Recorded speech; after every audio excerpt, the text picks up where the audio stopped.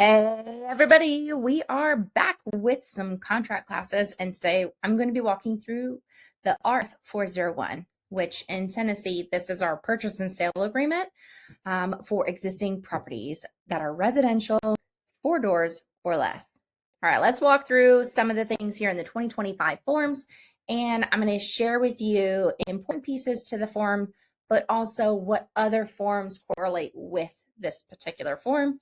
And if you have not thought, all right, everybody, I'm back at it with the RF401. This is your purchase and sale agreement for the Tennessee Realtors. Today, I'm going to be walking you through this form so you can be a little bit more knowledgeable and prepared for what it says, what to negotiate, and also what forms correlate with this particular document. There's going to be things that happen from contract to close where you might have some additional documents that are going to be attached to or amended to this document. I'm going to walk you through all of that. As always, subscribe and like this video if you like more content where you can become more knowledgeable on what's going on with the forms and also how you can become more competent in all of the information. So let's get started. First things first, I'm going to walk you through the first section of the purchase and sale agreement. This is where the buyer's full legal name as well as the seller's full legal name will appear on lines 3 and 4. Pretty basic, pretty simple. The next one's going to be the property address, the city, and the zip code. Now notice Tennessee is pre-written into this agreement. These forms are not to be used in Kentucky or any of the other surrounding states. So only for Tennessee properties. On line 8, you're going to include the county in which the property is registered. Now, sometimes you might have a property where the county line runs right through the tract. And so part of the property might be on County A and the other part of the property might be in County B. And so when that happens, you need to make sure that you record which one is registered with the Registers of Deeds office. Okay, now you're going to use the deed book and the page and or the instrument number, and also as further described as blank. Well, that instrument number and that blank are going to be very important. The further described as is going to be talking about the legal description of this property. Most often on our existing residential homes, this is left blank because we can identify it through the deed book and the page. But you can also find the property through the instrument number. So what is that and where can you find it? Well, it's going to be on the deed. And so here is a warranty deed that was registered here in Montgomery County.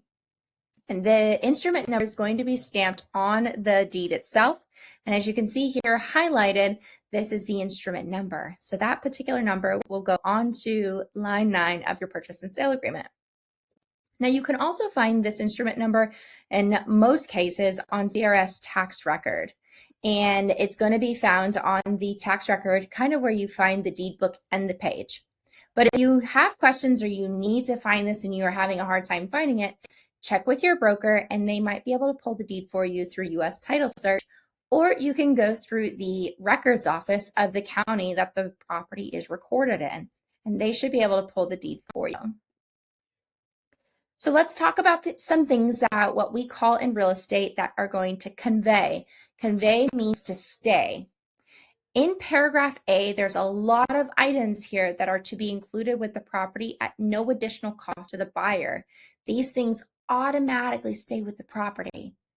Things such as light fixtures, to include the bulbs. It might sound silly, but there are a lot of people that try to take out all of their bulbs, especially now that we have a lot of smart homes where the bulbs are smart devices that connect to your Alexa. We also have any permanently attached plate glass mirrors. Now, these are things that are found in a bathroom. Sometimes they're found in a gym or they're on a garage because the garage was converted to a gym space. Just know that permanently attached plate glass mirrors also convey.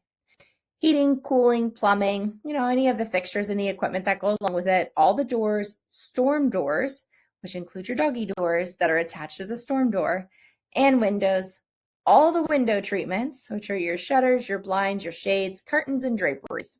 Yes, the curtains stay too, guys, to include the rod.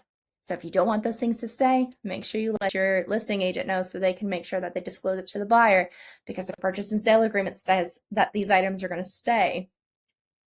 All wall-to-wall carpet, the range. I'm going to pause here. Agents, the range is already pre-written into the agreement, so you do not have to include it in section B. Your range is your stove. Okay, all built-in kitchen appliances are also already pre-written into paragraph A, so you do not need to include them in section B. That would be things like the dishwasher, where the dishwasher is screwed into the countertops, or it's affixed to the cabinet in some other form or fashion. Your range, above your range, you might have a microwave that's attached. Those things are built into the cabinets, and so therefore they stay. Now, what does not normally attach to the kitchen cabinets, unless it's built into the cabinets, is the refrigerator. And so that is a negotiable item that would need to be negotiated in section B. So just know that in section B, you do not need to relist all of the appliances that are in the kitchen. If they are built into kitchen appliances, they automatically convey with section A. Now, all bathroom fixtures and bathroom mirrors are also going to stay. All gas logs, they're expensive. They're like $700. Those logs stay with the property too.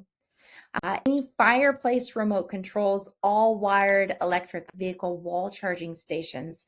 This recently got added over the last few years as we have more and more electrical vehicles that are being distributed. And so the owners have been putting in the chargers into the garages and similar areas. So they also stay with the property unless otherwise negotiated to not convey. Any swimming pools along with all of their equipment, awnings, permanently installed outdoor cooking grills, all landscaping, and all outdoor lighting also remain. Mailboxes.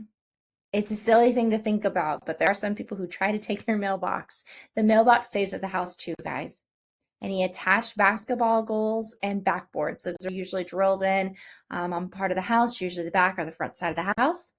TV mounting brackets also stay. Now, the TV itself does not stay with the property, but the mounting bracket needs to stay. And so if you're representing a seller, you need to walk them through this. This paragraph is also in your listing agreement, and you need to let them know as the movers or as they move the TV off of the mounting bracket, they need to take the brackets off the back side of the TV if it's a dual system, where the brackets on the TV hook to that wall mount. If it's just one plated and it screws in, not a big deal. But if there are brackets that get connected to the TV and they also connect to the wall mount, they need to take them off the TV and then just hook them onto the wall mount or set them on the mantle or put them somewhere where the new owner can use it, because that wall mount is no good if it doesn't have the brackets to attach to the TV. All right, let's keep going on. We've got some antennas and satellite dishes. Those stay with the property. Now, if you're taking your antenna or your satellite dishes as a seller, just know that you do often get asked to repair any of those holes. Sometimes when they drill them into the roof, there's large holes that are left behind. And so you may be asked to have that repaired. Central vac systems and their attachments. This is a huge one. Usually the vac system is mounted to the house, but the attachments are expensive. And so the owner needs to leave those behind for the next buyer. And it's pre-written in, and those attachments convey. And so what I recommend to a lot of the agents is just walk your client through when you're getting ready to list the property, that if you see the vacuum system in the house, it's usually pretty well identified. It's usually in a garage or somewhere similar, and you have little wall plates that lift up and they have a hole so you can stick the hose in. But if you see those things, you need to let the seller know that, hey, those attachments and all those hoses, let's put them into a bin, and that bin needs to stick behind. And if you're having movers come move your property, it's in your best interest to label that do not pack and put it potentially into a room of like, don't touch this room, no packing. Find some way to make sure that those attachments don't get packed up and taken away, because they can be upwards of $2,000 for replacements. Now, this piece right here is something a little new on line 21. This came about a couple years ago, where they changed it to all keys, and then it became like just the front door key, and now it says all available keys. And so know that when you're working with agents that have been in the business a long time, they may have not caught up with this change. It just says all available keys. And if the only available key is the one key that opens up the front door, that's the key you get. So know that as a buyer consumer, it's in your best interest to go ahead and have the house rekeyed anyways. And some of the home warranty plans that you have available to you, they offer a rekey either at no additional cost or at a flat fee where you can just pay for the rekey system. Now, all key fobs, access codes, these also have to stay, and any master codes. We see those a lot on properties that have a gym or a clubhouse. Access codes will be on your security panels. You also could see access code to gates if there's a gated community.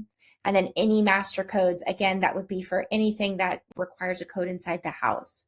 It's never fun moving into your property and the alarm system going off and you have no clue how to turn it off other than pull it off the wall.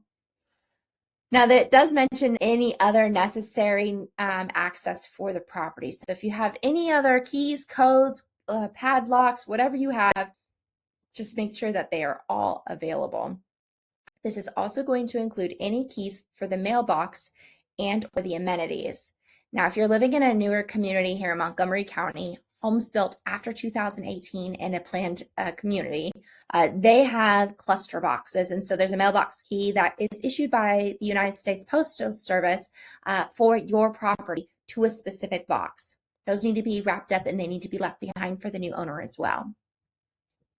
All right, let's go into section B. These are other items that are going to remain at the property at no additional cost to the buyer. Again, this is where you're going to put things like the refrigerator, maybe the negotiated of a washer and dryer. What you do not put here are personal items. The purchase and sale agreement is for real property, and real property is defined as real estate. This is not for personal property like the trampoline, the play set, or any other personal items like furniture in the house. Those items need to be on a separate bill of sale. It does not belong here on the purchase and sale agreement, and most lenders will request that you amend them out if you do put them here. So just know that those personal items need to be placed on a separate bill of sale. Now, any items that shall not remain with the property get listed here in section C. So the seller may disclose on their property disclosure or tell their listing agent, hey, we're not going to leave these things behind, and it gets disclosed to the buyer ahead of time, and those items get placed here.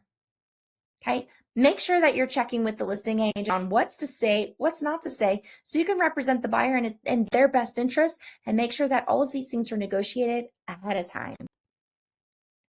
Leased items come up in section D. Now, leased items remain with the property should the buyer place the leased item here on section D on line 30. If the buyer does not wish to assume any leases, they do need to check the box on 33. And so if the buyer does not wish to assume the leased item, then the seller has to cancel the lease and then have the leased items removed from the property prior to closing. And that's found on line 36. So if you see a property that has a security system attached to the house, it's best for the buyer's agent to ask the listing agent, is this a leased item or not? Same goes for water softener systems, and most importantly, the fuel tanks, because majority of the fuel tanks are not owned by the property owner. They're actually leased to a company.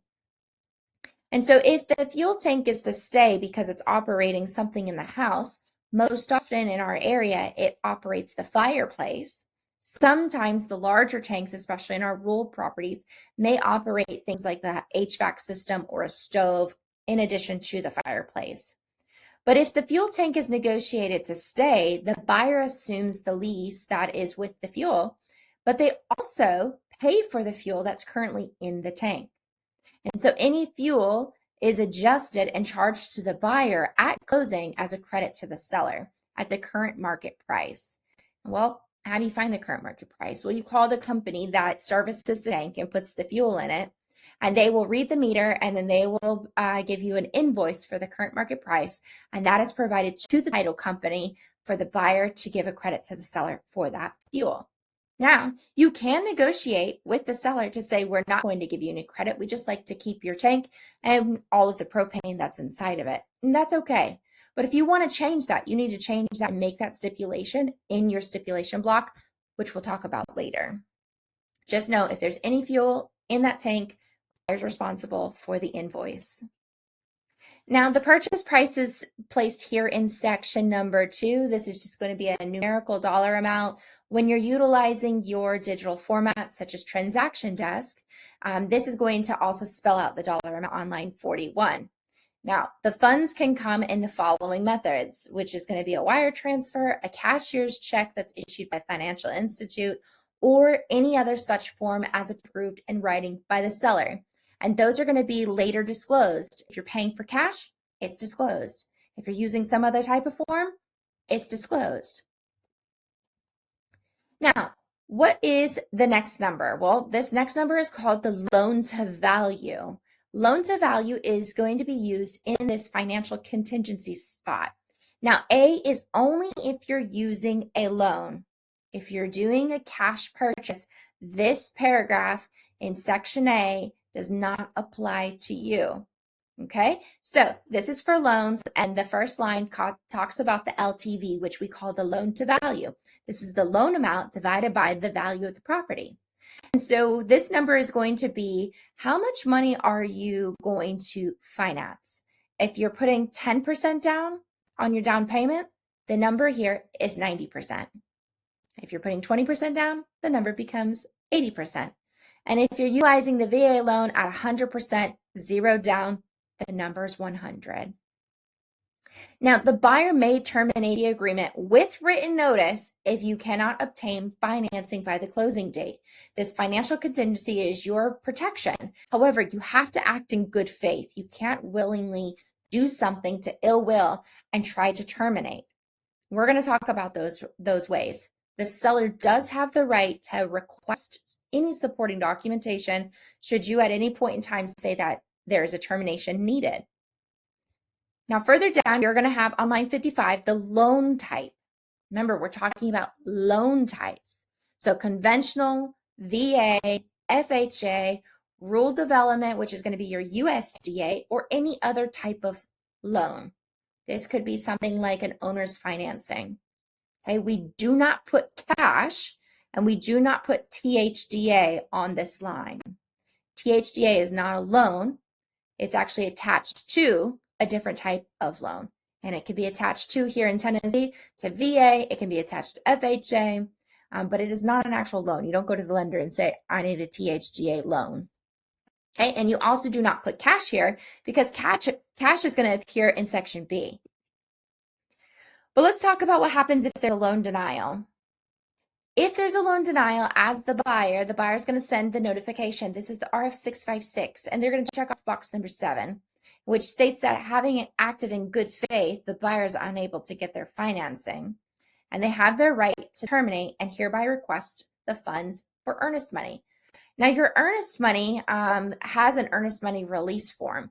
However, the purchase and sale agreement already has it predetermined that the buyer and seller understand, and they pre-agree that should the contract terminate based off of certain terms, the earnest money is automatically released to the buyer. There's no need for the mutual release. And so some companies may require this form to be signed, and it's not required under the purchase and sale agreement because it's predetermined, and it will state in the contract in the areas that where it is predetermined. But in this case, let's keep going. So there's a loan denial. Buyer says, hey, I did everything that I could. I can't buy this house. My bank says I can't buy the house anymore. The seller then has the opportunity to send their own 656 with number 21 checked off. And this is where the seller has provided the buyer their written demand for the supporting documentation for their loan denial. And that loan denial typically comes in the form of a lender's letter that says, hey, they acted in good faith and we just can't fund the loan. And it's as simple as that, and the buyer terminates. Now, the buyer has some obligations that they have to do here. These are the loan obligations that are going to be found on line 63 through 84. Let's walk through these. The first one, within 3 days, this is your first performance deadline. Within 3 days after the binding agreement date, the buyer has to make loan application and pay for the credit report. And you're like, Kayla, we've already done this. We have a pre-approval letter. Well, yeah, you probably do. Most lenders are going to do many of the steps to get loan application completed. But to complete the 6 steps of RESPA For this full loan application, you need the contract and you need an address of a property. So full loan application can't be done. What they're doing ahead of time is they're likely going to go ahead and do the credit report to check the credit to make sure there's nothing flagging. They're going to also likely check all of the income statements, and they might ask some preliminary questions. But for full loan application, you need the agreement and you need the address. So within 3 days, they have to submit and do that with their lender. Then at that point, they have to send a notification or equivalent written notice with the lender that they've chosen, their name, their contact information, and that they've instructed the lender to go ahead and do the credit report should it not have already been done ahead of time. Now, the next one's going to be within 14 days. This is your second performance date.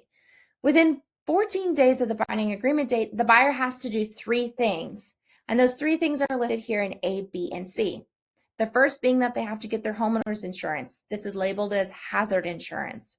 But you've got to get your homeowner's insurance in place. Okay, and it has to be effective at the closing. Can't be the day after closing, it has to be effective at closing. And the buyer is going to notify the seller of which company that they've chosen for their insurance. Now, you don't have to give all the terms, you just have to name the company. Now, the second one is going to be that the buyer has given the lender the intent to proceed and has the available funds to close based upon what they already had from the loan estimate. And that loan estimate is typically given after the application. So within 3 days, they make loan app. There's an estimate that's going to be given. And then the buyer has to say, like, I understand I'm going to owe this money or not owe any money. But in the case that they owe money, they have to say, hey, lender, I have the intent to proceed and I have the available funds to close within 14 days. This piece is forgotten, and we're having more and more buyers try to say, I don't have the funds to close the week of closing, and they're trying to use their financial obligations as a way to get out of the agreement, leaving the sellers on the hook, which is going to be very messy. So just know that as a consumer buyer, the funds have to be available by day 14, and you have to let your lender know. Now, the third piece to this is that you've requested the appraisal to be ordered and the appraisal fee has been paid. Now, some lenders don't have this fee paid at the time of the appraisal. They actually might roll it into the closing expenses, but that is dependent on the lender. Some do charge it on the front end, but just know that it has to be ordered. It doesn't have to be done, it just has to be ordered. So what's going to happen is they're going to go ahead and provide you a 656. As a buyer, you're going to check off this box here. For the 656, it says, hey, we've made loan application. Here's our loan application within those 3 days. Here's my lender's information. I've done my credit report. And within 14 days, you're going to check off box number 9 and select these 3 boxes. Now, if you're using Transaction Desk with Authentisign or similar products, you can put a checkbox here so the consumer can check the box. And you can also place a text box on the line 34, and that's where they can type in who their insurance company is. Now let's keep going down. Number 3, 4, 5, and 6. Number 3 talks about that the buyer shall pursue their qualifications and approval of the loan diligently and in good faith. Diligently and in good faith. Okay? There's no more buyer's remorse and I want to get my money back. If you get buyer's remorse, good indication that the broker to broker, we're going to go ahead and say that the funds for your earnest money are going to be released to the seller. Okay, you have to act in good faith. The second one is buyer shall continually and immediately provide requested documentation to the lender. No more saying from the lender that we can't close on time because the buyer didn't provide us the documents on time. It says right here that the buyer shall continuously and immediately provide those documents to the lender. It's very important.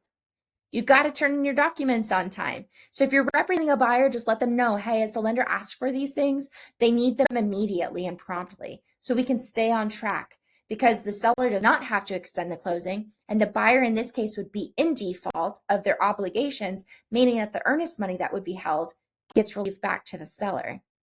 And the buyer doesn't close, they don't get their keys, and they lose out on their earnest money. All right, let's go down to the next one. It gets even better.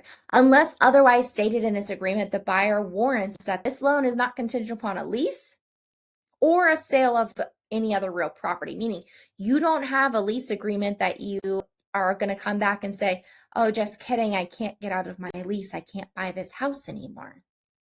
That's not the seller's problem, that's a you problem. Okay. The next is going to be the sale of any real property. That's a first when you were talking about sale of home contingency, meaning you can't buy this house unless you close and sell this house. You need the funds from this house to buy this house. That's a sale of home contingency.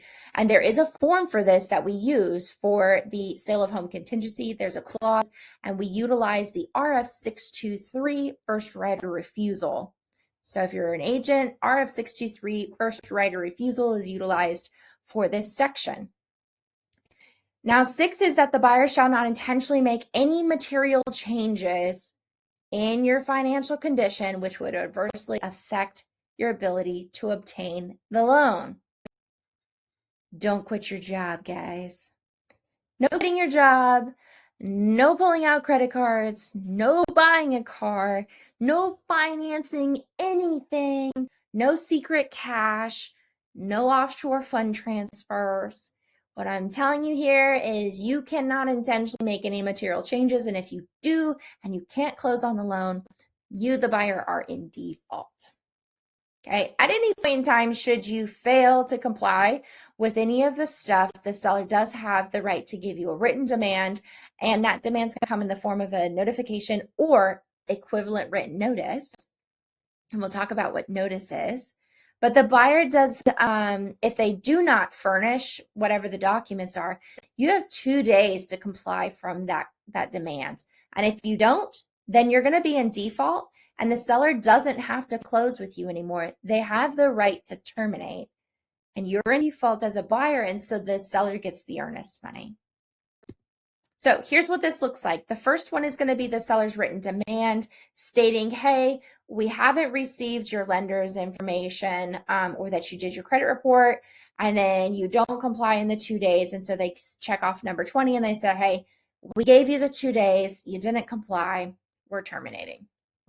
Now, your insurance, intent to proceed, in your appraisal, that is your 3 things, same concept. We're giving you notice, hey, we didn't hear about 1 or 2 or 3 of these things, 2 days to comply, and then boom, no response, terminated.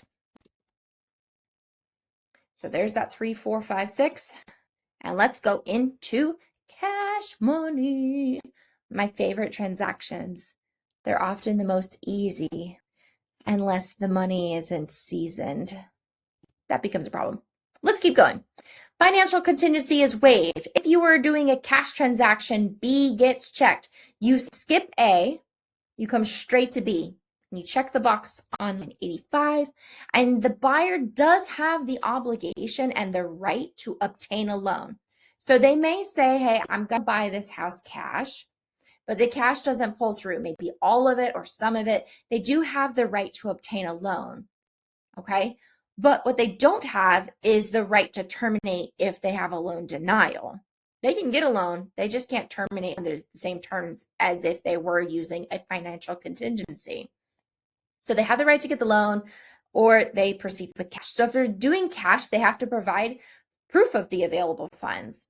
And then on line 88, that's where you're going to put how they're going to provide the proof.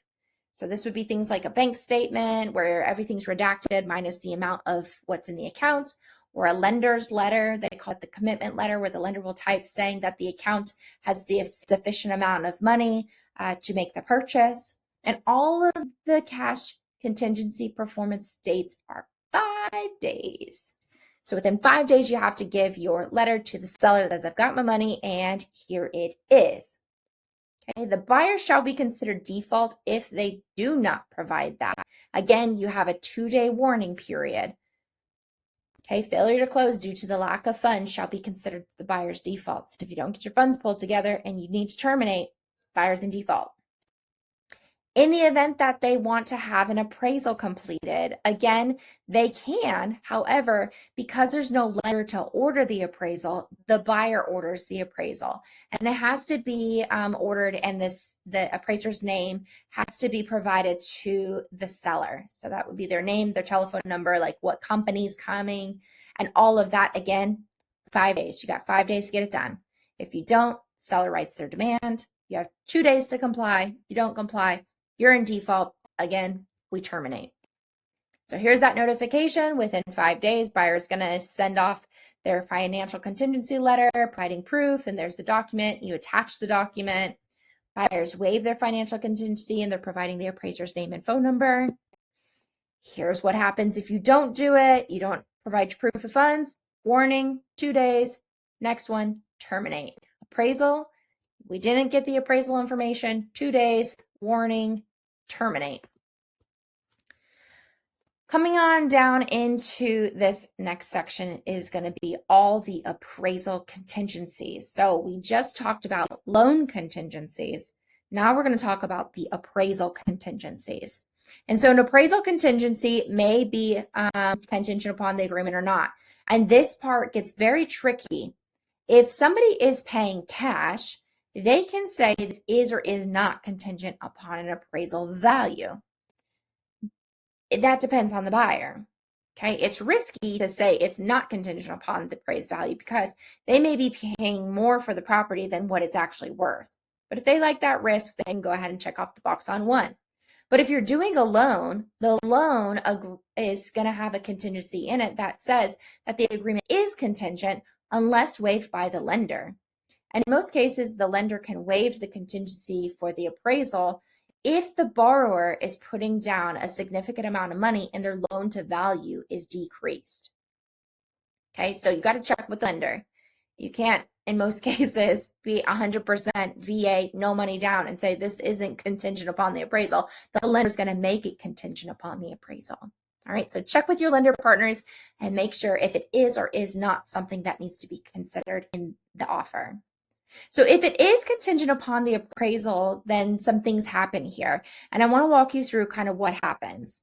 The first being that if the appraiser comes out and they say, hey, this house meets value, okay, whatever you guys agreed upon in your purchase agreement, the appraiser says, I match that value, there are no repairs.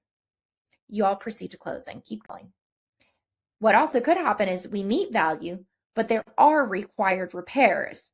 Okay, the appraiser's not coming in to check the house like a home inspector. What they're looking for is safety and security of the property. Okay, so this could be anything from like torn screens, doors that don't open and close.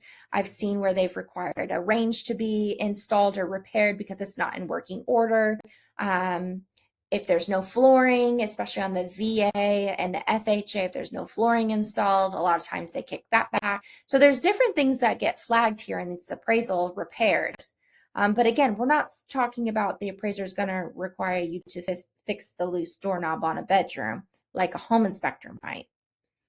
Okay, some bigger things that happen here in our area, more hyper local, would be things like a deck that's all rotted. If the deck's rotted, that would be a safety concern. They may require you to replace the deck in order for the loan to close. If the roof is in not great state condition, again, they may require it to be repaired and or replaced prior to closing. Okay, what also happens is going to be where the value is not met. You guys come up to a purchase price, buyer and seller say, we're going to sell it for this amount.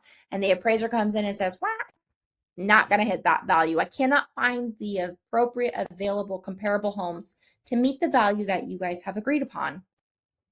If it's a VA loan, the appraiser will notify the lender of what we call a tidewater. So before the value is issued, they issue a tidewater, and tidewater means that the appraiser cannot find the comparable properties, and they're going to give the agent, in most cases the listing agent, but sometimes the buyer's agent also helps. They're going to give them the opportunity for 48 hours to submit an appraisal grid. This is where the agents have to come up and figure out how they came to that value, basically proving why you listed the property where you listed it at. And so there's a special grid that this information gets placed on. It looks very similar to an appraisal where you have a subject property and then your 3 comparable properties where you're making adjustments of things that are similar or different than the subject property. Now, all of that happens as a tidewater. If during that 48 hours you send your information back and the appraiser says, hey, I'm going to use this comp, or I didn't know this about this property, and then the value is met, good, move on to closing. But sometimes what happens after a tidewater is this appraiser still says, wah, wah, it doesn't meet value. Okay. Now you're in a position where the buyer and the seller are going to have to decide what to do next.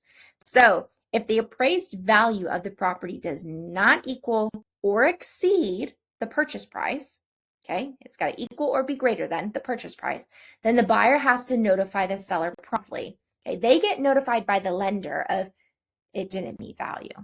They're going to get a notification, and we call that the NOV, notice of value. And so this notice of value is given to the buyer. They have to notify the seller. And the buyer is going to have 3 days to make a decision after they notify the seller.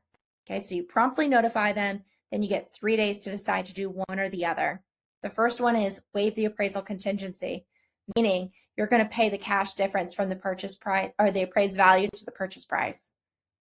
In most cases, you may not have that money. The second one is terminate by giving the seller notice. Now, notice right here on line 112, it already says upon timely termination, buyer is entitled to a refund of their earnest money, meaning it's already predetermined. You don't need a mutual release. It's already here. Buyer gets the money. There's no agreeing, disagreeing, or trying to figure out where the money goes. It goes back to the buyer, but it has to be within that period, that 3-day period. Okay, so this is where it shows up in the notification form. The buyer is going to first check off number 4 that says, hey, seller, we didn't meet value of the purchase price, and I'm giving you the notice, so I'm going to take the time to decide within 3 days of what I'm going to do. And then within that 3-day period, you have to then check off box 5 or box 6. Box 5 says that I'm waiving the appraisal contingency. I'm going to pay the cash difference. And 6 says, hey, I did everything in my best interest, but I cannot pay the cash difference, and I want to go ahead and terminate and get my earnest money back. And you're like, but Kayla, what if we wanted to negotiate the price? And the seller's like, hey, I'll sell it for that value. Well, that's a conversation that the buyer and the listing agent have. Okay. Most often we try to work things out, but it's not in writing that they have to reduce the price to match the appraised value. The seller can say, pick rocks. I'm not selling it to you for that price. I know the value of my home. I don't believe that the appraiser appraised the property at its value in which it should be. And so at that point, the only option is for the buyer to terminate. They get their money back. The seller goes back on the market in the hopes that there's going to be another buyer with a different appraisal. Now, here's a little trick and a caveat to it. Not necessarily a trick, but a caveat. For FHA financing, if you're using an FHA loan, that appraisal stays with the property. Stays with the property. So if another FHA borrower comes along and they want to offer on this house, that appraisal sticks with them. Now, VA and conventional, it stays with the buyer. So if that buyer disappears, that appraisal goes with them. If you get another VA or another conventional buyer, then they can go ahead and order a whole new appraisal during their appraisal contingency period. If the seller does not receive any of this, then they can go ahead and use that seller's demand found here at the bottom. And let's go into my favorite part of the whole contract, the expenses. Now, expenses got changed. It used to stay closing cost, and this is where we had seller's cost and buyer's cost, but this recently got changed to expenses. And so your lender may be utilizing terms like closing cost, and they're going to give you what we call a fee sheet. And remember, in the 3-day period, they're going to give you the loan estimate. All of those costs come on the loan estimate. So you really need to have good partnership with your lender so you can make sure that you're walking through these costs before you go into a legal agreement. Because you also need to know ahead of time, can you, 1, pay your expenses, or 2, do you need to negotiate for them? So let's walk through these expenses. The seller has their own expenses that they need to pay for. For example, they've got to pay off their existing loan. They got to pay for any liens that might affect the property, any penalties or any prorated costs that they have for taxes. All of that is on the seller. They've got their own things. Okay, they also have what's called a payoff or an estoppel letter. That's for properties with HOAs where they didn't pay their HOA dues, and that's also going to be due and paid fully in advance before the property can transfer to the new buyer. So as you can see, there's lots of things in here in seller expenses. You also have a whole section for FIRPTA, and so this is for foreign investments in real property where they get taxed. So if you're a seller and you are, within this section of FIRPTA, you need to check with your CPA or your independent tax advice counsel in regards to, do you owe taxes, not owe taxes, because all of those need to be done prior to closing and be taken care of so they don't transfer. Okay, we can't close with all of that lingering. But the buyer's expenses, let's get into that. Buyer's expenses have some things already pre-listed in here. Once upon a time, the buyer's agents would go ahead and say, the seller's going to pay closing costs, title fees, discount point. I mean, they were listing all sorts of stuff. You don't have to do that anymore because majority of the items are going to be listed here in this buyer's expenses paragraph. But notice there is a section that says discount points and also origination. And so this is very common right now because the interest rates are a little bit higher than where everybody would hope that they are. Okay, they're pretty normal right now in comparison, but we were so used to having 2s and 3s for so long that seeing a 5 or a 6, we're like, what is this? So what we're able to do, and the lenders are able to do, is offer what we call a discount point. And so if the lender is applying a discount point to help buy down your interest rate, the discount point is already outlined in the buyer's expenses. This is something that is owed and due from the buyer. But if you want to negotiate for the seller to cover some of those costs, we're going to talk about how to do that. What is not listed here and is also very common is a buy down. And so a buy down, unlike a discount point, is temporary. And so you are buying down the interest rate for 1, 2, 3 years. Whereas a discount point, you're buying it down for the life of the loan unless you refi. So just know the difference between the two. Talk to your lender partner before the agent completes the purchase agreement. Okay, there's lots of other things in here that you guys can read through. And let's talk about these title expenses. There was a change here in the title section that occurred this year where we added some extra verbiage in here, and that came from title insurance reps. So let's talk about these title expenses. There are 3 items here that are listed: title search, mortgagee policy, and owner's policy. These 3 things aren't necessarily a seller expense or a buyer expense. Actually, across the state of Tennessee, not one company could say, oh, yeah, the buyer always pays that, or yeah, that seller always pays that. This was something that was like, well, either side could pay it, so let's negotiate. You need to be specific on line 144. Who's paying these 3 things? Who's paying the title search? Who's paying the mortgagee policy? And who's paying the owner's policy? The mortgagee policy is the most expensive piece in this. So know that when you're negotiating on behalf of a buyer, if they say, hey, I need my expenses covered, most likely the lender has also wrapped in title expenses into their fee sheet. So if that's the case, you need to identify the sellers to pay towards buyer expenses and title expenses. So here's some things that I found. These are actual contracts that I've come across through my years of teaching. So let's go through these. Buyer to pay all costs. Okay. Yes, the buyer is supposed to pay all their costs. Next one is title expenses. Seller to pay 3.5% of the purchase price towards the buyer's expenses and title expenses as identified herein. Well, friends, that's not where that goes. That actually goes down below where they try to put in a clause and they forgot to fill it in. Ooh, not good. So if you're trying to negotiate those title expenses and you want the title to be included with the buyer's expenses down below, everything goes down below. And in that title line, you can just say, see below or as a part of the lines below. Here's some more. Here's my favorite. All closing costs and prepaids to be paid by the seller to include seller mandatory fees, owner's policy, title expenses, discount points, or rate buy down not to exceed $14,000. So it sounds great. However, what are seller mandatory fees? Don't know what that is. That's not a thing, guys. So just know that you need to be very specific with your words here. Okay, this middle one is also one of my favorites. It has where somebody pre-typed in seller to pay $9,800 towards buyer's closing costs. Okay, we're not using the words closing costs anymore, so it needs to say buyer's expenses. You got to make sure that you're using the right terms. But then somebody also came in and added an extra text box regarding an HVAC system. HVAC systems don't go here. This is only where we're negotiating if the buyer's expenses and title expenses need to be negotiated. No HVAC systems get put here. And then the last one, which my bubble's kind of hiding, is where buyer to pay buyers closing expenses and seller to pay sellers closing expenses. Well, duh, it already says that. So we're not going to reiterate something that's already said. You can just leave this block blank. You just leave it blank. It's fine. You just move on. Everybody pays their own fees. Here's some more.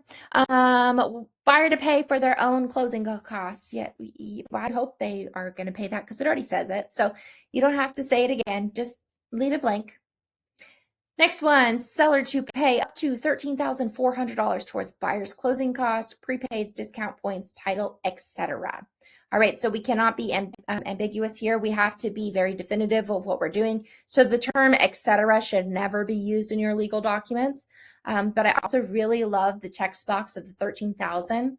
This actually came over, instead of a counter offer, they just put a text box over the purchase and sale agreement to change the number. They're so cute.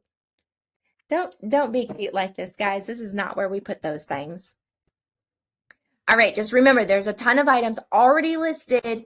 You don't have to change anything here. They're already in here, because when you start modifying the text, you're changing the terms. So just be very careful what you guys are trying to change. When in doubt, ask your broker. But here's what I'm going to give you as some guidance. In the title section, be specific. Who's paying for those three things? In lines 149 through 154, here's some examples of how you can ask for those concessions. Seller shall pay up to blah, blah, blah, blah, blah. In transaction desk on this 401, you can now click on the box here. And when you click on it, it's going to give you a little flag that says add clause. And your broker can add a clause into your office clauses where it will have some closing expense verbiage that they can put in that's approved by your office attorney. Okay, here we've got closing agency for the buyer, closing agency for the seller. They don't have to be the same place. They can be two separate places. And actually, RESPA Section 9 specifically states that if the seller is not paying for the title insurance, that they don't get to dictate where the buyer closes. The buyer, if they're paying their own title insurance, they get to pick where they want to close. Now, if the seller is paying the title insurance, then they could say, we want you to close at this particular company. Okay, it's under RESPA, Federal Regulations, Section 9. So if anybody gets fussy here, you could say, hey, if you're not paying my title insurance for the buyer, we're not closing at your company. We're going to close over here because the buyer's going to pay for their insurance at this company. Let's talk about earnest money.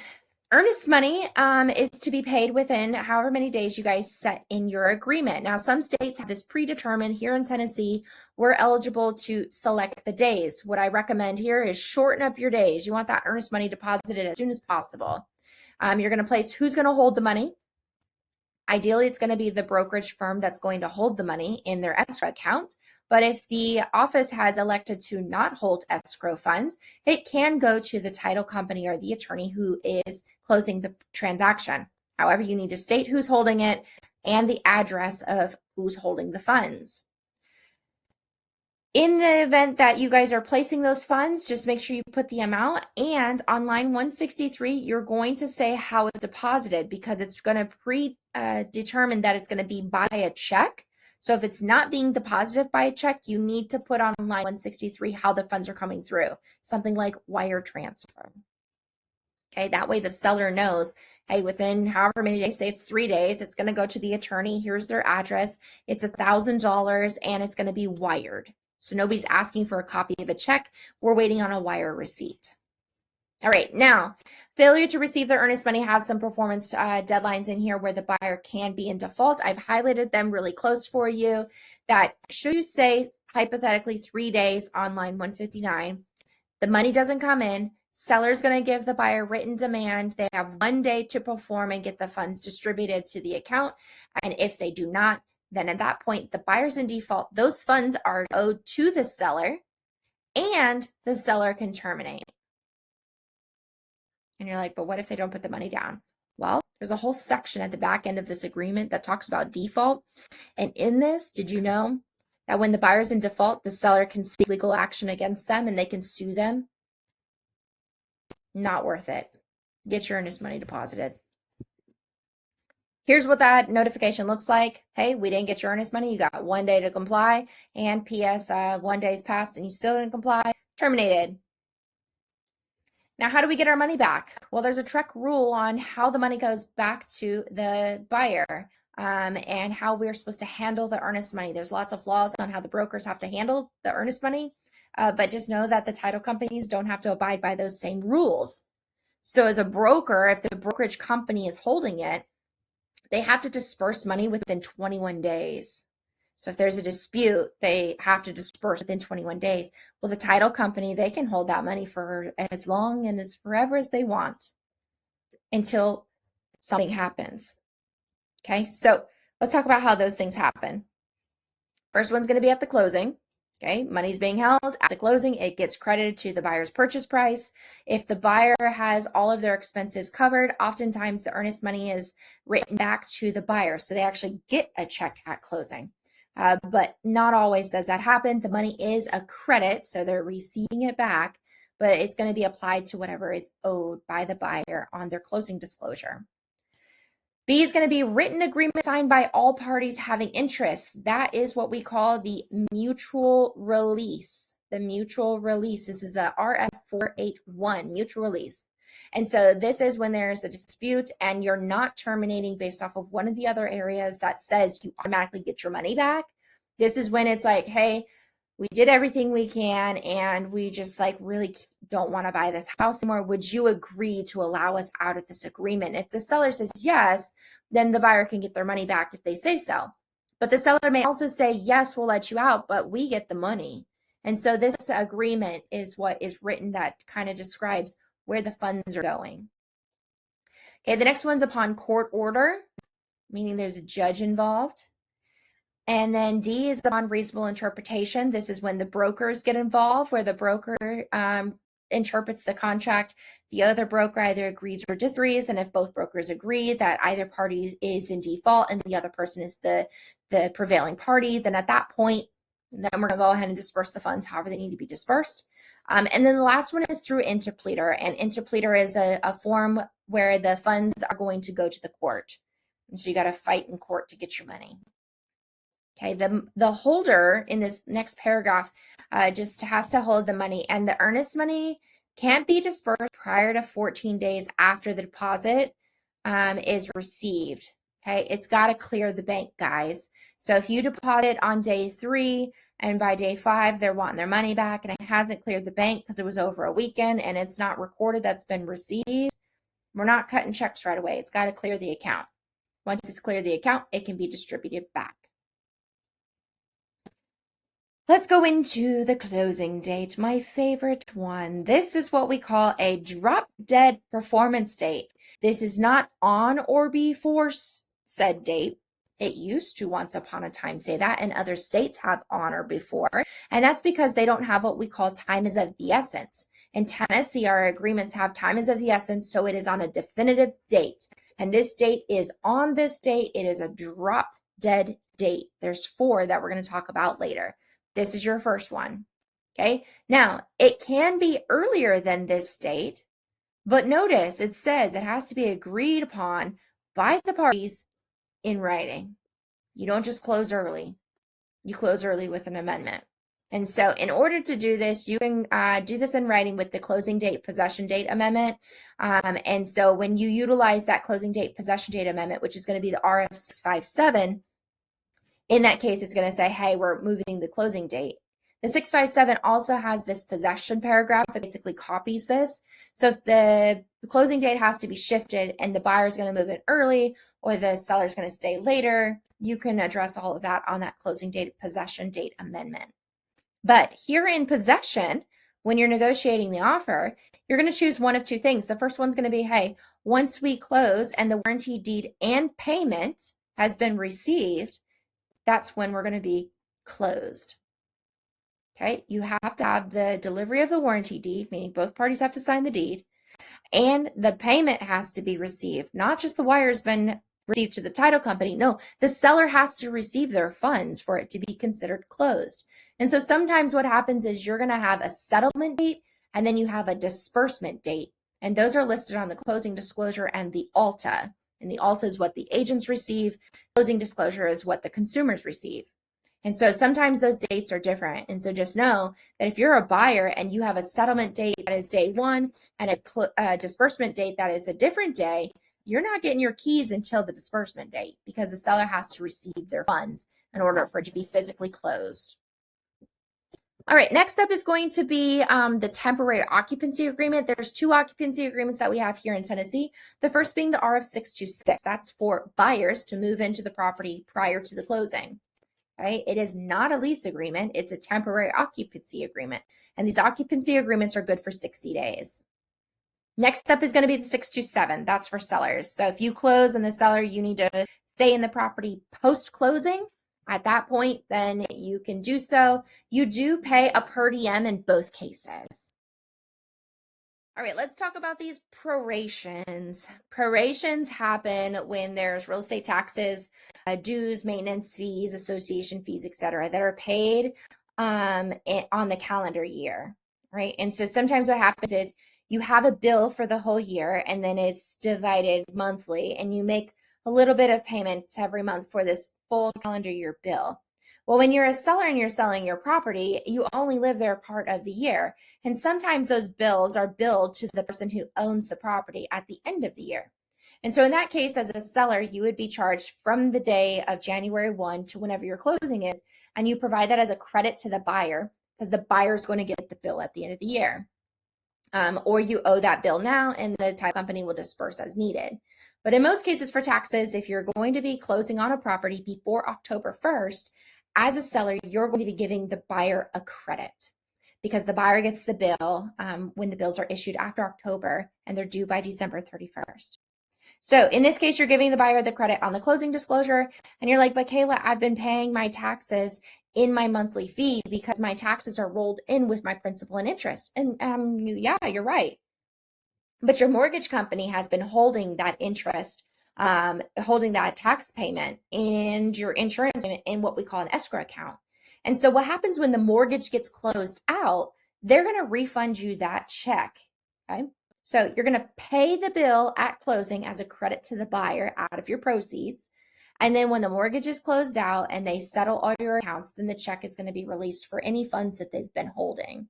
So you want to make sure that when you're getting ready to sell your house and you're dealing with these prorations, that you let the current company know if you're relocating to another address, what is that address? Because sometimes the check goes to your previous address and then gets hung up in the forwarding mail, and then sometimes it gets lost. And let's be real, it might go to the post office, and then it's like Men in Black where the aliens are shifting everything around. I digress, but it's pretty funny. That's everything I envision when I think of the post office, is these little aliens just like shaking off the money. All right, so we've got these prorations that happen. Now, flip side, you're closing after October 1. With prorations, you're going to have this October 1 deadline where the buyer is now going to give the seller a credit.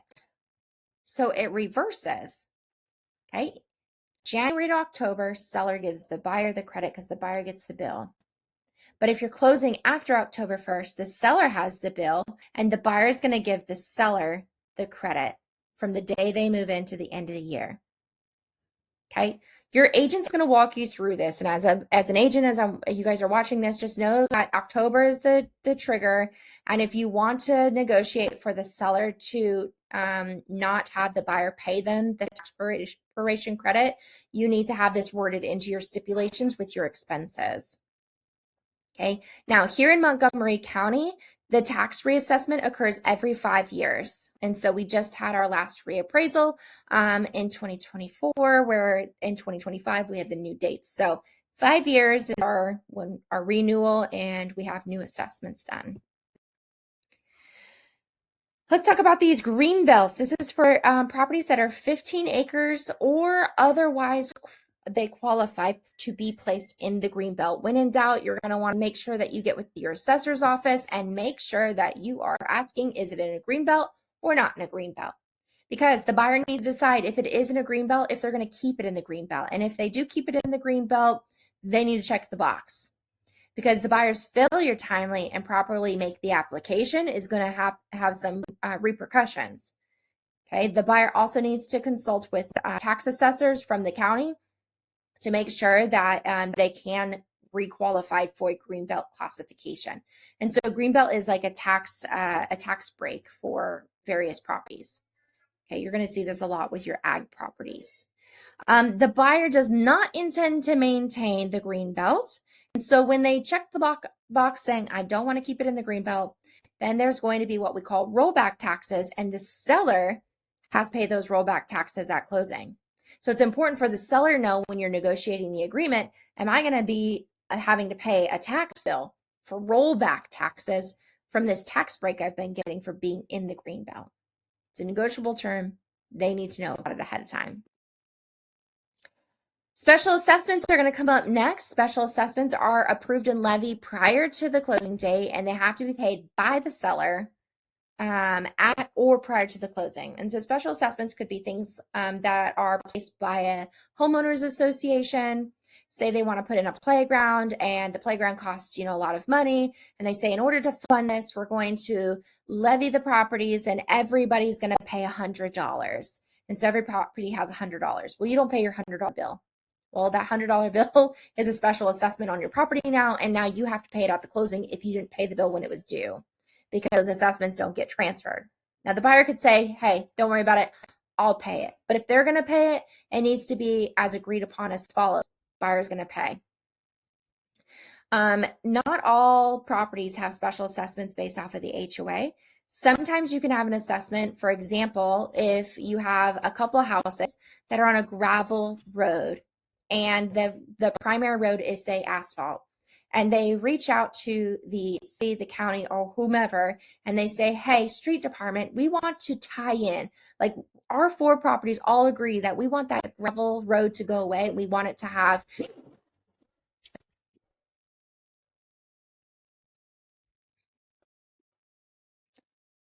we want it to have this road put in. So we want the asphalt or the concrete, whatever, to just kind of continue on to our 4 houses. And so the street department will then place the special assessment for whatever the cost was and divide it by the properties. Okay, so that's a special assessment. When in doubt, if you don't know if there's an assessment, get with your title reps. Warranty transfers. Now, the seller, at the option of the buyer and the buyer's cost, can transfer any of the seller's warranties. Okay, that could be, especially in our market, termites or bonds that they have for the termites, any special contracts that they have. Any of those warranties, they can be, at the buyer's cost, transferred to the buyer. Now, association fees, notice they pop up here. They're not part of buyer's expenses. Although most of the lenders will put those transfer fees and association fees for the prorated association bucket, they usually collect 3 months in advance. Those fees aren't in buyer's expenses. They're located here, and the buyer's responsible for those fees. So if there's a transfer fee, there's a monthly fee or an annual fee, all those fees are buyer's fees, and you have to pay them at closing.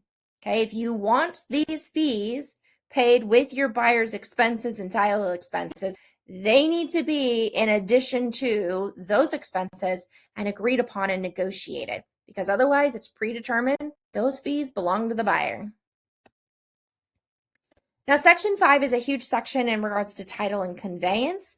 The seller has to, at the time of closing, transfer and convey the property in good marketable title. And so this is where our title reps come in. They do a great job helping make sure that, the deed can transfer as a general warranty deed. And it's subject to a few things, one being zoning, any setback requirements, if there's subdivision or condo declarations that need to be assessed and reviewed, or any easements on record, any leases or any type of other encumbrances. And so for most agents, you've probably forgot what encumbrances is. That's part of our pre-licensing.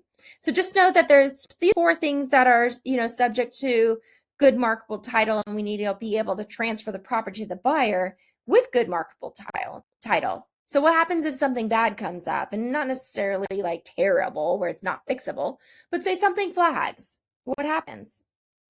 Well, in this case, it describes what happens. The buyer can accept the property as is with the defects and proceed, Or they could require the seller to remedy the defects prior to closing. Okay, if the defects are not remedied prior to closing, then the buyer and the seller can elect to extend the closing date. And so to do that, use that closing date, possession date amendment. And so you extend the closing date. And if the effects are not remedied by the closing date or upon the mutual extension, the agreement terminates and the buyer gets their earnest money back. Notice it's automatic here again. You don't need the mutual release. It's automatically they get their money back.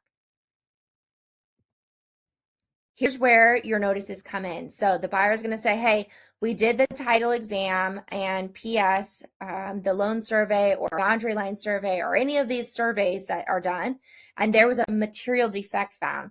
They're going to list whatever the defect is and that they're asking the seller to go ahead and remedy it. And they have to attach the documentation, which usually comes from the title side. Okay. 11 is where you're going to check off saying, hey, you didn't fix it and we want to terminate and we want to get our money back. No mutual release needed. You just check off box 11 and that's your notice. Refund the money to the buyer. Now here on B, this was updated July 1st of 2023, and then we had a complete overwrite in 2025. And so this is where we're talking about that the buyer warrants that they've reviewed the code and they're not prohibited from purchasing property as a foreign property investment. So just know that this was rewritten. The laws changed. They had to rewrite it for 2025. And it is the buyer's responsibility to make sure that according to that code, that they're not prohibited under the foreign party. The next one is going to be the deed. And so the deed is going to be the legal names of the person or entities that are going to be on the deed. And so sometimes this is only one party and it's not usually, say a husband and a wife or something similar like that. Maybe it's just one person. It's just one spouse. That's allowable. You're going to need to let the title company know so that way they can make sure that the deed is recorded in whichever person's name that they want it recorded in. And if they're recording it into an entity or something similar, again, you need to put that entity here. Now, the association liens do need to be paid off. Remember, I mentioned that as part of the seller's expenses. Those lien payoffs or the estoppel letters or anything that has a statement of account where you haven't been paying your HOA bills, those are all due, and they have to do that 7 days before closing. So again, performance dates on the seller side. Section 6 used to be on another form. They've moved that here to the 401. This talks about public water and public sewers.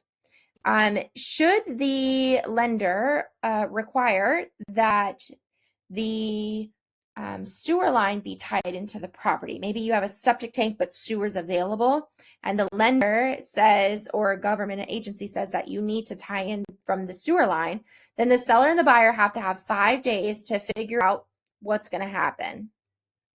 Okay, who's going to tie it in, who's paying these bills, and do all these things. So that's going to be with written notice, and it has to be done no later than the closing date. And you have to negotiate in good faith on who's going to pay this bill and get it tied in. In the event that the seller and the buyer don't reach an agreement for who's going to pay the bill and who's going to do it, or there's not a written agreement within those 5 days, the agreement's automatically terminated. And again, the buyer is entitled to the refund of their earnest money. The next section is going to be lead-based paint. If property was built before 1978, a lead-based paint disclosure along with the lead-based paint pamphlet are required to be disclosed to the buyer. So the lead-based paint disclosure comes from the seller side first, and then as the buyer side, you're going to sign off the exact same agreement, which is going to be the RF401. And the RF401 had some recent changes because the EPA changed how they did their form. And so Tennessee Realtors matched that form. And you now also have the lead-based paint disclosure pamphlet in your transaction desk. It's been uploaded by Transaction Desk, and so you can now attach your pamphlet too if you want them to initial and what have you on it. Now here is that lead-based paint disclosure. This is going to pop up in the Tennessee Code Annotate under Title 66, and you're going to be disclosing as a seller if you have knowledge or you don't have knowledge of lead in your house. And then you're going to acknowledge as a buyer that you want to do inspections for lead, or you waive your inspections for lead-based paint. And then everybody's going to sign. Now, the next big section is going to talk about inspections. And now inspections are going to be all inspections. We're not just talking about specifically a home inspection. This inspection period is all inspections. And so some states have what we call a due diligence period. In Tennessee, we do not have due diligence. We have inspections. This is another contingency to the agreement. So the buyer has the right to perform their own inspection, not dad doing the inspection. The buyer gets to do the inspection, or they can hire a licensed professional that is a home inspector. And the Tennessee law has a very definitive answer in regards to what a home inspection is and how the inspectors shall conduct the home inspection as a licensed home inspector. They are all part of the commerce. You can search up their license number. You can search up their name to make sure that they are indeed a true home inspector that has a license. Okay, but the buyer can do their own. It says right there, they can conduct their own inspections on the buyer's own behalf, line 280. So just know the buyer can do their own. Okay, they also have to have all of the utilities on. Okay, seller has to make sure that all utility services are available and any pool, spa, or similar items are operational. Okay, this next section is 289. It says the buyer waives any objections in regards to cosmetic items. So no cosmetic items, no there's chipped paint or I want you to repaint the house. No, we don't do any of that here, guys. The home inspection is purely a home inspection. No cosmetic items are to be negotiated, and Tennessee does not require the property to be brought up to its current code, and so no code requests are allowed here either. I'm going to go say that again really close to the camera. No cosmetic items and no building and code requirements. It's a big one. And here's why. Because right here in section 8, it talks about the home inspection and even puts it in quotes. And so a home inspection, according to the law, is a visual analysis provided by a professional opinion from somebody who holds a license. If you want more information on the Tennessee Code Annotate for 6260302, which is specific for home inspectors, you can scan the QR code or you can go straight to their site or you can search up the Tennessee Code Annotated that I've got here on the screen. But this is where the home inspector has certain limitations. They're not checking everything, guys. They actually have it in their reports that they are only doing a visual analysis and that they recommend you seek a professional in whatever the item is. So they may go to the heating and cooling service that and look at it and make sure it's turned on, it's turning off, it's blowing hot, it's blowing cold. But as far as actually like pulling it apart and servicing it, that's got to be done by an HVAC technician. So if you are worried about those things for your inspection, you need to hire a separate HVAC person to do that. If you're worried about the roof, and a home inspector can tell you like, hey, based off of my visual analysis, it looks okay or not okay. But if you're really worried about it, hire a licensed roofer to come out and give you a full assessment on it. Same goes for anything plumbing, any structural. Getting a structural engineer isn't always the easiest or the quickest. So if you're worried about a structural problem in a property, make sure you have that structural engineer scheduled during your inspection period. Okay, you have some few other things on here, but we're going to keep going. Septic and well inspections. The buyer may ask for the seller to provide a septic letter or a well test at the seller's expense. You have to ask for those in the special stipulations. It's not automatically offered. So if you want to have this septic inspected, you often have to have it pumped and they have to make sure that they can find it. And there's a whole bunch of drama happening with these septic tanks where the buyers are just telling the seller, hey, during our inspection period, we're going to go ahead and dig up your yard and find your septic tank so we can have it inspected. Well, in order to inspect it, you got to pump it. And if you don't know where it is in the yard, they're going to go poking with a rod to see if they can find it, and they dig it up. And then if you decide to walk away as a buyer, you're left with this messy yard. And just know that the seller could come to you and say, hey, you've got to repair my yard. And so there's a lot of conversation around this right now. So be on the lookout that things are going to start changing here. But if you'd like to go ahead and pull the septic system's records, you can go straight to TDEC and you can find a lot of the records. Now, not every county in the state of Tennessee has recorded their records here. You might have to go to the county records office and request for that information to be provided. And if you need that information on paper and not done digitally, you can use the RF401. And it's a form that you fill out and you give it to the records office and they will release any information that they have on file. But for most counties, you can go on to TDEC's site and you can do a file search. That site is a government site. Less is more, meaning don't start putting 123 Main Street and spelling out street because it might not be typed in that way. It might be 123 Main ST, the end, or they left the ST off. Less is more. So if you can't find it the first time, remove some characters.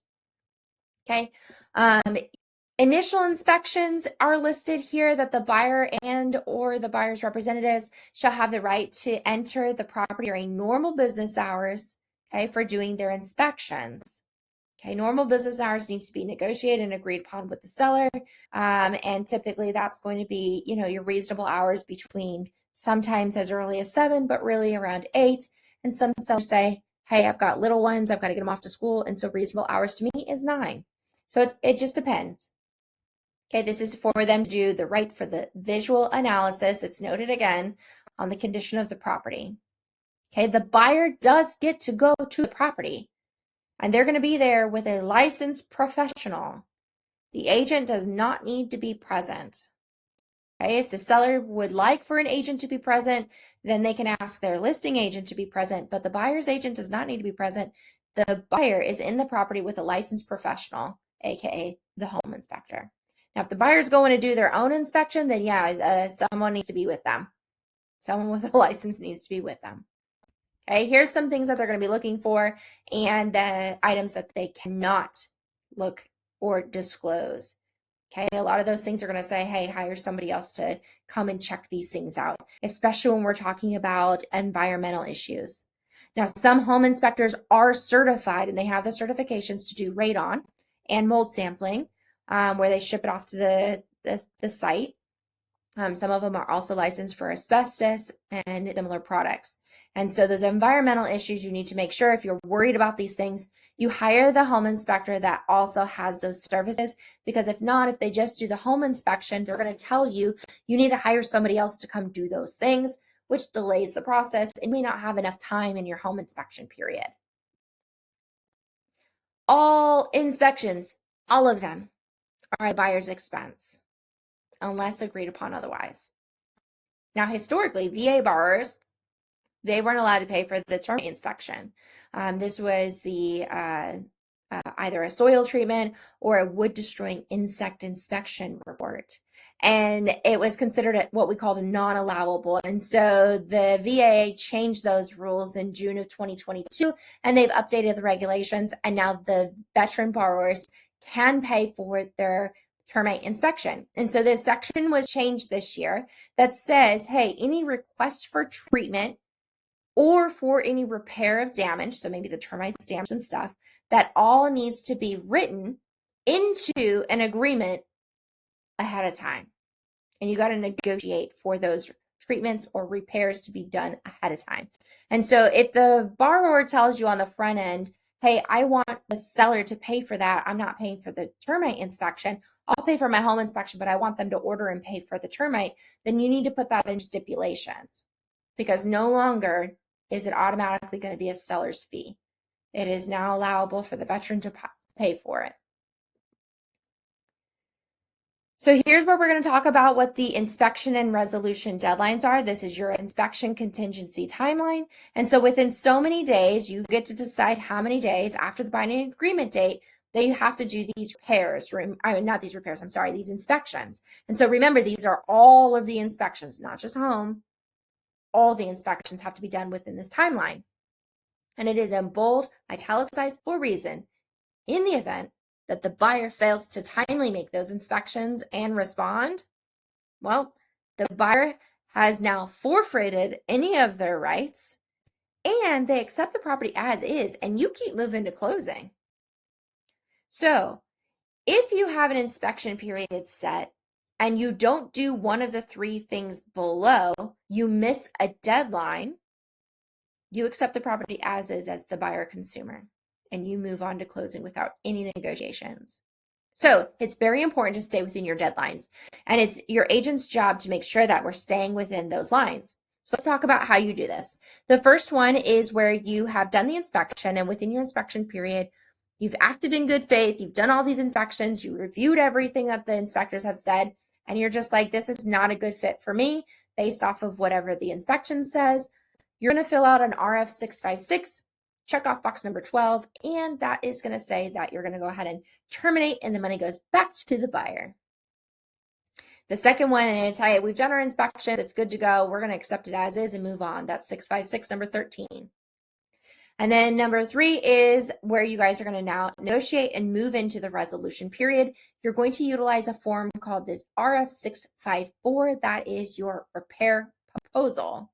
Okay, so now we're going to open up negotiations. So here's where your notifications are found. This is number 12, where you terminate. It's already in bold. We do not need a mutual release. You're going to go ahead and distribute the funds. Written demand and distribution of the earnest money. No mutual release needed. You're going to specify why you're walking for the inspection. 13 is your as is, and then 14 is going to be used if the buyer waives any and all inspections. Okay, so this is where the buyer says, hey, I'm gonna do inspections, and then later they decide, hey, never mind, we're not gonna do inspections, we're good. They can come in and check off box 14 and say, hey, we're good, we're gonna waive all the inspections. However, it doesn't waive our final walk. They still get a final inspection. They just are waiving the home inspection, termite inspections, or whatever other inspections they want to have. They just say, we're good, we're gonna accept it. So here's your repair proposal. The RF654. This is going to be a proposal for things that need to be repaired or replaced.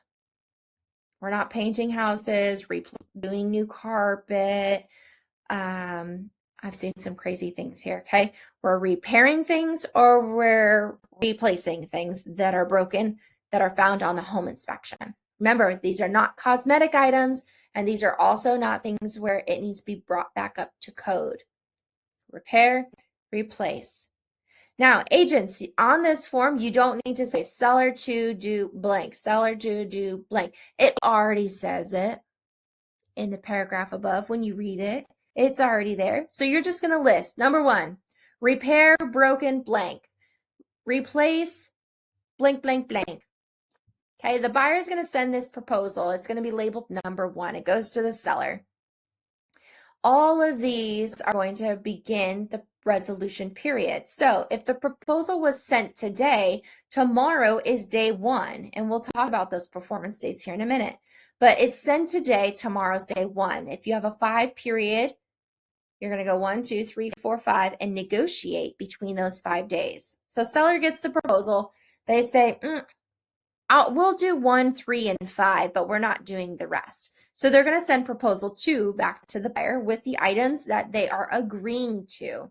Everything they don't agree to gets eliminated. Okay, they're going to go back and forth. Now, on the bottom of this repair proposal, there's a little paragraph on line 29 that states another performance date. This performance date is called the completion of repair deadline. And I want to walk you through that because it's so important. The agents, in most cases, they get this one wrong. And so I want to educate you on what this is. A completion of repair deadline says that, hey, I want you to do these repairs. I want you to do them. But when you do these repairs, they all need to be done by this date. And it's not going to be the same as the final date. It can be, but I want these done maybe ahead of time. I want to see receipts. I want to make sure these were done by licensed people if we ask for that. But you're going to go back and forth during this resolution period, and you're going to go back and forth, and you can change the completion deadline. Say the buyer says, hey, I want these all done within a week before closing. Seller says that's not feasible. We can have these repairs done within 5 days before closing. So know that the items on the repair proposal plus this completion deadline can all be negotiated through this resolution period. Okay, the repairs are to be negotiated in good faith. So you can't send over a repair proposal and the buyer will be like, terminate. Okay, you have to act in good faith through the days.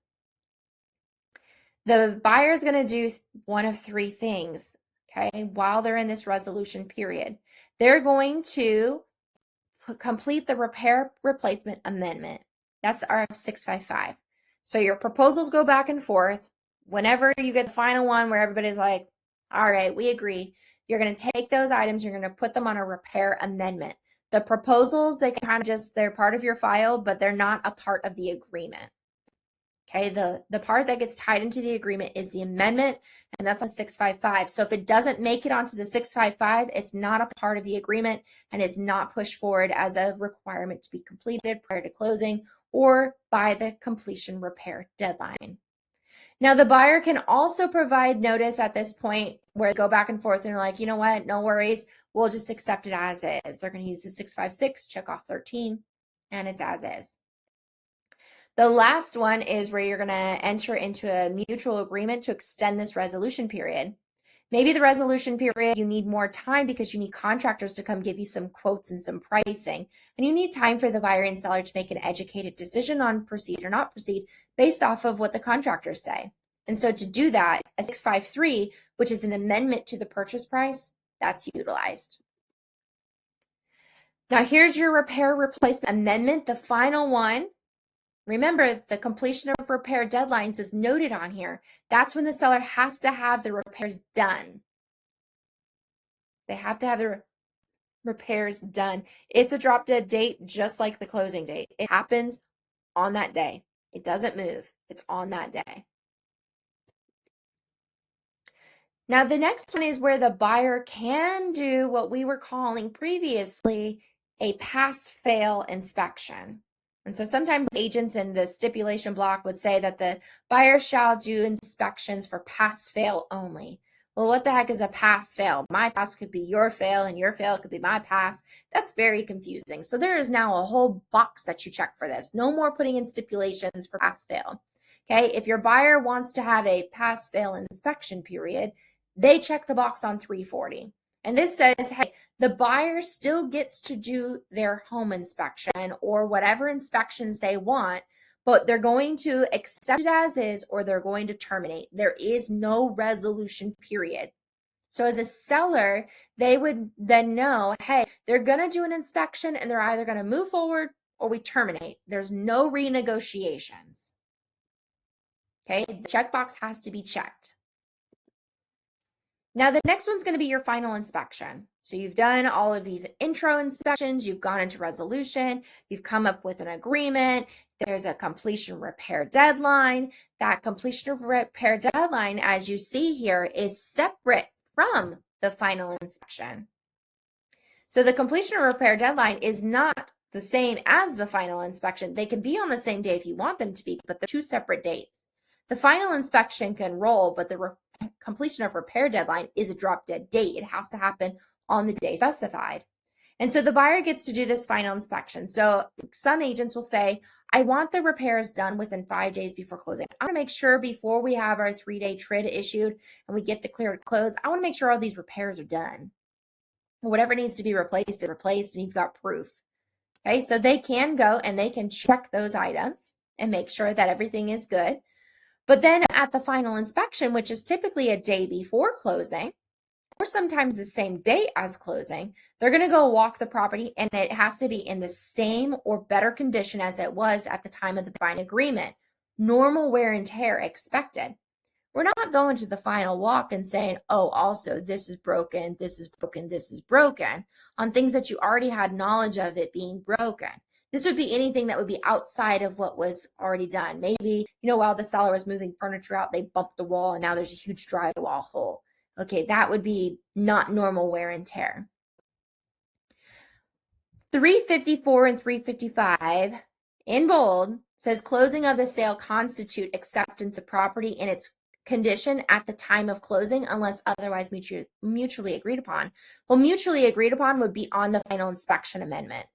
It's an actual amendment that has a block that says we walked the house, it's good to go, or there was problems, and or we decided not to do a final. Okay? If there's problems, you put it on the final. Otherwise, if there's nothing written, or they check the box that all is good, they can't come back and say, hey, seller, you didn't do XYZ. Okay, if there's something that is missing, it needs to be on that final amendment. Here's the notification should the buyer want to terminate. Okay, seller has the failure to complete these repairs, meaning you have your completion repair deadline, say that 5 days before closing, and the seller didn't get these repairs done. The buyer sends notification 656 with this box checked off that says, we terminate. You failed to do your job as the seller. We're terminating. And what's it say? Oh, the buyer gets their earnest money back. Okay. They can terminate. You guys, it's so important as a listing agent to walk the sellers through. This deadline is so important. You have to have the repairs done because the buyer can terminate. Maybe got another house they really enjoy and they really would like better than yours. They can terminate because you failed to do what you're doing. Here is some information about as-is properties. Buyers are entitled to make any undesirable inspections that they want. So if there's a property that has a property disclosure where they filled out as is, the buyer can still do their inspections. Okay, they can still cancel the contract. Just because a property is as is doesn't mean that they can't do inspections. They can do inspections, they just can't negotiate any repairs.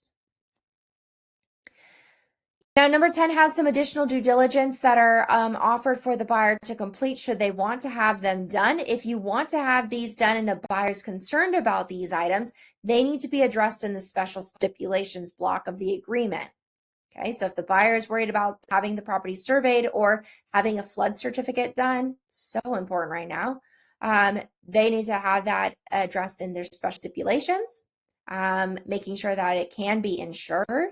We're going to see that a lot more as more flood zones start to appear in areas that we didn't realize were flooding. Water supply, okay, making sure that they can actually tap a well or something similar. And then the waste disposal, making sure that the septic system or where they should have the septic system meets or doesn't meet the state and local requirements. So again, if you want to have those things as part of your agreement, they need to be in the stipulations. Now there is a title exceptions completed down here. At the closing, the general warranty deed shall be subject to the subdivision and or the condo declarations. Okay, so this kind of goes with the title piece that we already talked about, but this just goes a little bit further in which that there might be imposed obligations that may limit the use of the property to the buyer.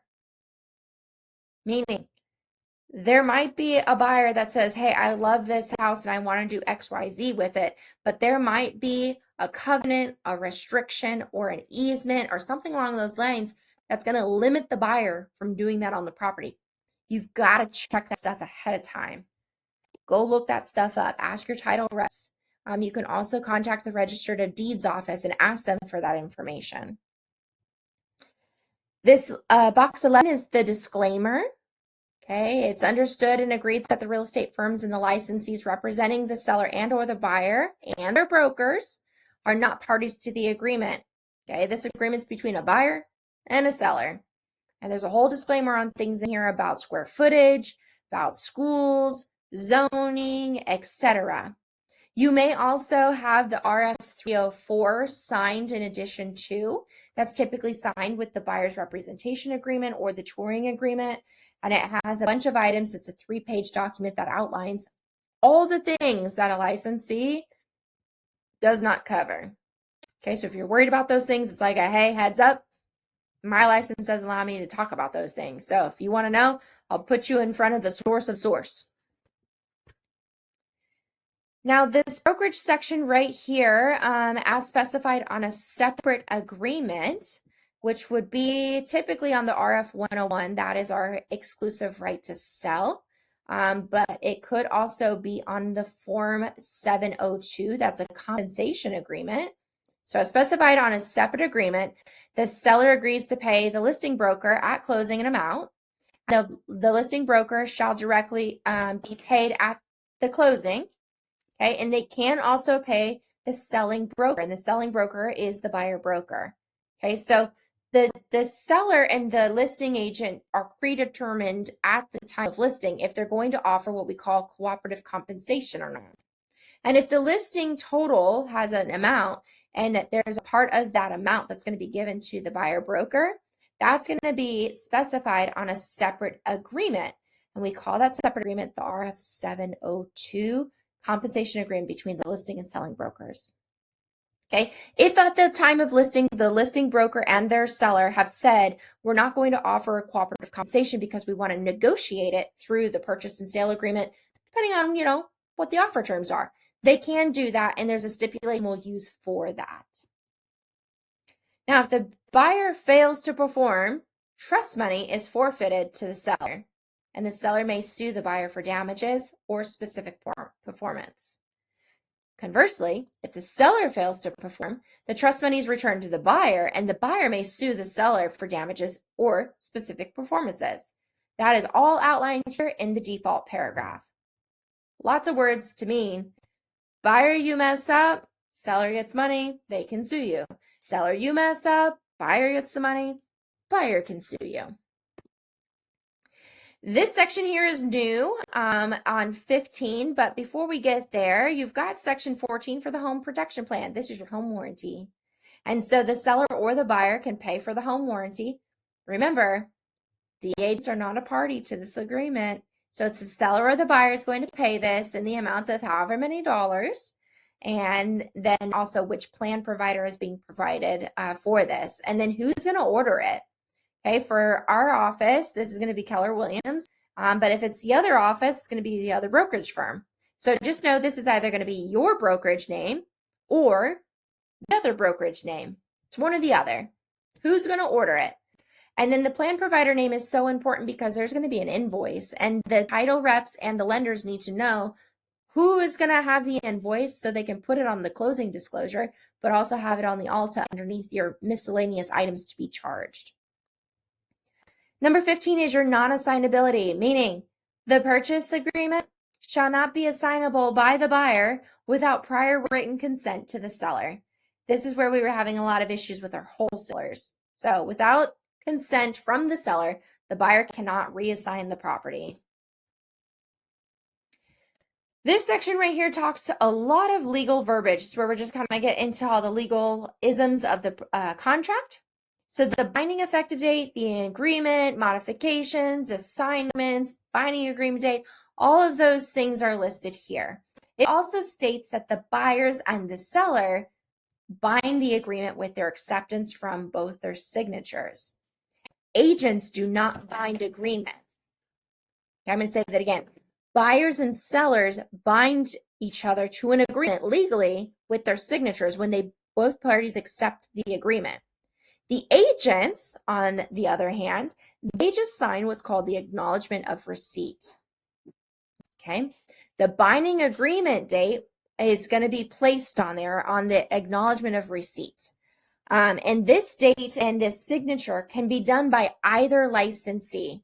Typically, it's the final licensee who receives the acceptance. So buyer submits offer, seller counter offers, comes back to buyer, buyer accepts the counter offer, buyer's agent sends it back to listing agent acknowledges the receipt of the acceptance.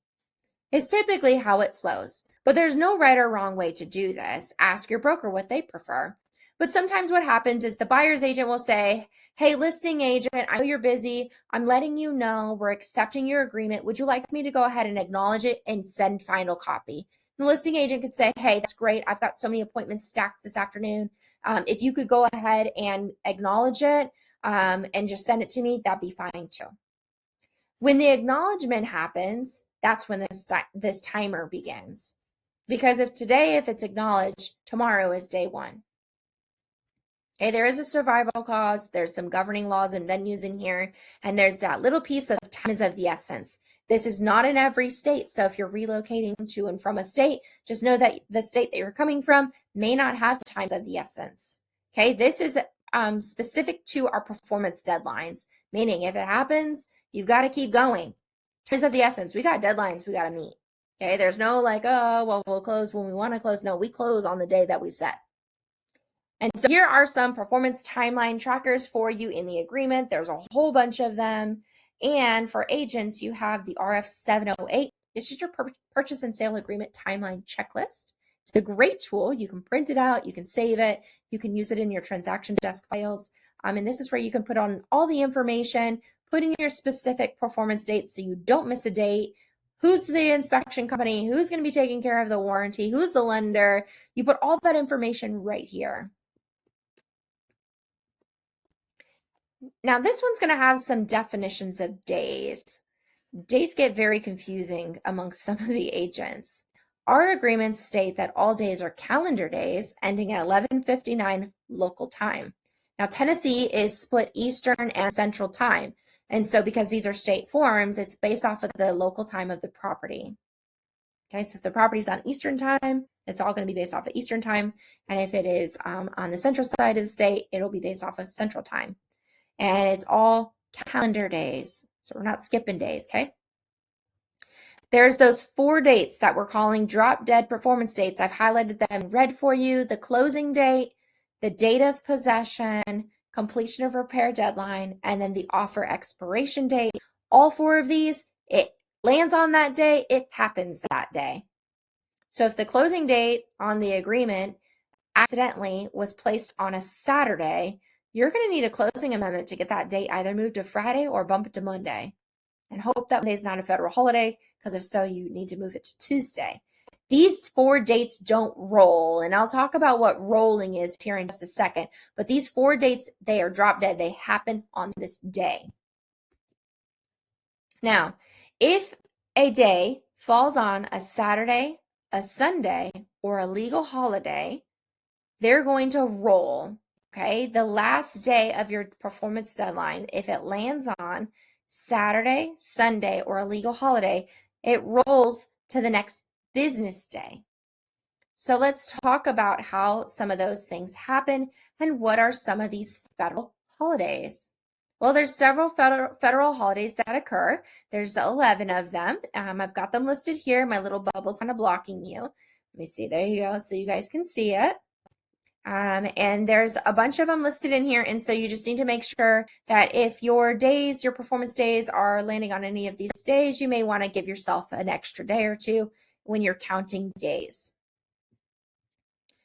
Now, when you're calculating these days, just remember, if the binding agreement date was today, tomorrow is day 1. Okay, it starts the day following the initial day. This also comes up on the repair proposal. If I send you the repair proposal today, tomorrow is day 1. So here's a quick little quiz. January 1st and 15th are federal holidays. The binding agreement date in this example is going to be January 10th. First one, earnest money is due within 5 days. What day are the funds due and need to be deposited? Well, to count this, you start on your binding agreement date on the 10th. The first day is the day following. So Thursday, Friday, Saturday, Sunday, Monday. Well, that 5th day lands on a federal holiday. This is Martin Luther King Day. So it's going to roll to the next business day, which is now Tuesday. Let's work through the inspection period. You still have the same binding agreement date, but now you have a 10-day inspection period. So we begin 1, 2, 3, 4, 5, 6, 7, 8, 9, 10. Well, this inspection period is not a drop dead date, and it's landing on a Saturday. So now we're going to automatically roll to the next business day, which is going to be Monday the 22nd. Okay, it's very important as an agent to make sure that you understand which days roll, which days are drop dead dates, and what happens if there's a federal holiday. Okay, we don't skip weekends. We don't skip a federal holiday. It still counts. It's only when the last day lands on it do you have to do something. Now, we do have this responsibility to cooperate, that the buyer and seller agree that if requested after closing, that there's any correction of the documents or there's any amount that's due, those corrections need to be taken care of. Those are clerical errors. You actually are going to sign a document at closing that they ask you to also sign a form for this cooperation, that if they need you to sign something else, you're going to do it. Now, here's your notices. This comes up a lot. remember in the agreement, it says that you need to send the notification form, which is the RF656, or equivalent written notice. And so here's how notice is received. It can be in person, okay? It's written and it's in person. You can do prepaid overnight delivery service. You can fax, or you can send over postage that's been prepaid through the postal service, or email. That's it. Just those few items. There's only 5. Okay, texting is not a form of notice in the state of Tennessee. You can in other states, but not in Tennessee. So if you have something in a text message, follow up with an email. Hey, per our phone conversation that we just had, here's a follow-up email. Record it in email or use the 656. That's your best option. Okay, notice shall be deemed to be given as the date and time it's actually received. We call this signed, sealed, delivered. I'm yours. Nothing that says you have to open it. Okay, if your inbox says you received it, you received it. Okay, receipt of the notice by the listing agent or the buyer's agent or their broker means that the client also received it. So if you're an agent and you receive this and you fail to tell your buyer or your seller whatever the notice is, you are in default, and I can guarantee they're going to say that you didn't promote their interest, which is a violation of the Code of Ethics, Article 1. So just be very careful here. Now, there is a risk of loss, and let's talk about what happens when disasters and accidents happen. You know, at any point in time, a house could go up in flames. At any point in time, we could have nature just pour down rain like we've had the last week here in Tennessee, where areas that are not in a flood zone all of a sudden started flooding. Things happen. And so there's a risk of hazard. And so the seller has to keep their insurance policy on the property, okay, until it's transferred. And the buyer has to have their insurance policy in motion the day of closing. And if casualty happens, there's an accident that happens prior to the closing, if the casualty loss is greater than 10% of the purchase price, the seller and the buyer can elect to terminate. Okay, the money then gets dispersed back to the buyer. But they could renegotiate. Maybe it's a simple fix. Maybe it's something where the buyer's like, hey, if we can just get it fixed, I'll still close. But they do have the right, if the loss is 10% or greater of the purchase price, then at that point they can terminate if they want to. Okay, all agents are bound by Code of Ethics and also fair housing. And so equal housing is placed in here of all of the fair housing rules that we have to abide by. And we have to promote and protect each of those classes. Okay, we also have some more legal information in regards to portions or provisions of the agreement that are held in adjunction to. You could also have alternative dispute resolutions. Okay, if you need an alternative dispute resolution, that's going to be the RF629. And you can have some more legal information here that you guys can read through on your own. But here's the seller's obligation required by law. The seller shall, prior to entering into a written agreement with the buyer, provide the buyer with disclosures. Okay, they have to provide them with disclosures. And this is going to be disclosures for these 6 items. These pop up on the RF201, the 203 if exempt, 204 if you're doing as-is properties. So 201, 203, 204 are the form numbers that this is where it's going to pop up. That under the state of Tennessee that the seller is required as obligations for disclosure to disclose these 6 items. All right, now we can have fax, copies, and or e-signatures as a form of execution. So most of your documents are going to be signed electronically, either through AuthentiSign, DocuSign, .loop, or something similar. Now, exhibits and addendas, as we round out and get to the end of these agreements, if you have an exhibit that's attached to, it's going to likely be in the 500 series. But you could also have something that is like a picture that you label as Exhibit 1 or Exhibit A or something along those lines, and that exhibit gets attached to the agreement. But in most cases, for the exhibits and then also the addenda, if it doesn't start with 5 or 6 in the form number, it doesn't belong here. The statute of limitations for Tennessee is 3 years. And so we don't want to tie in any forms to this agreement to prolong with the statute of limitations. So if it doesn't start with a 5, it doesn't start with a 6, you don't need to be attaching it here. So here's your 500 series, and here's your 600 series. These are your addendums and your amendments. Now, the last one is going to be your special stipulations. You're not an attorney, so don't try to be Shakespeare and start writing all your legal stuff here, and all of a sudden, thou shalt do whatever, and you're typing away. Instead, simply click on the block while you're in Transaction Desk, and it's going to give you a Add Clause button. You can then use personal clauses, office clauses that your broker has placed into the system, or the system clauses. And system clauses were written by attorneys, and they are also found on the RF401. And so if you have a sale of home contingency, you would like the buyer to place this offer, and maybe it's contingent upon their spouse or another party viewing the property. There's a ton of clauses in here. But the most recent clause that's been added is going to be in regards to buyer broker compensation. This is clause number 24. And so the buyer broker, if there is no cooperative compensation being offered through that 702 we already talked about, they could add that request here. So not only as a seller are you going to negotiate with the seller for buyer expenses to be covered, title expenses to be covered, potentially HOA association fees to be covered, but at the same time in this agreement, if there is no cooperative compensation being offered, now the buyer is going to have their agent negotiate on their behalf to have the buyer broker compensation covered as well, because that agreement is going to be already predetermined with the buyer and their buyer's rep. And so if you're needing to negotiate for buyer broker compensation to be a part of the transaction, you click in this block and you're going to use system clause number 24.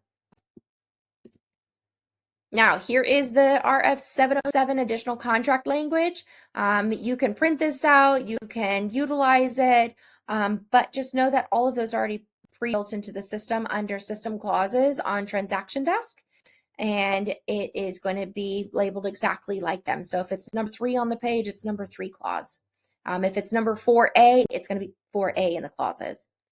But just know that everything you put in this stipulation block is handwritten, and handwritten provisions prevail. Meaning, if you start typing something, you start changing something, you rewrite whatever was previously in the agreement. So just be very careful when you're adding to the stipulations block. Okay? Never include phrases such as to be determined, NA, actual cost, negotiable, anywhere where it's needing you to put a definitive answer. Okay. Last up is going to be your time limit to the offer. The buyer can withdraw their offer with the RF656 notification number 16 prior to the acceptance of the offer. So say a buyer, you submit your offer over to the other side and you're like, oh gosh, we shouldn't have done that. Or you find a different house before the seller agrees. At that point, you can withdraw your offer and move on to the next property. But if the buyer or the seller accepts the buyer's offer, then you are now under agreement. You can also still withdraw your offer during the counter offer process. So say buyer submits offer, seller is now negotiating, they send counter offer, they can go ahead and terminate by rejecting the counter offer and moving on. These are all legal documents. Any blank that is on the document shall be deemed as 0 or non-applicable. So you do not need to put anything there. You can just simply leave it blank. But for most of the agents, for peace of mind, to make sure nobody's putting anything into a line that they shouldn't be with the text box later, you can go ahead and put 0 or NA. But if you accidentally forget to fill something in, know that it's automatically 0. Now, there is a little wire fraud warning here. Your agent may also have a RF308, which is the wire fraud warning that may also be signed with the disclosures ahead of time. But there is a little wire fraud warning in here. We used to have to initial next to this, no longer needing to initial. Now we're just going to move into the agreements, and we're going to go ahead and get to that binding agreement. So buyer signs.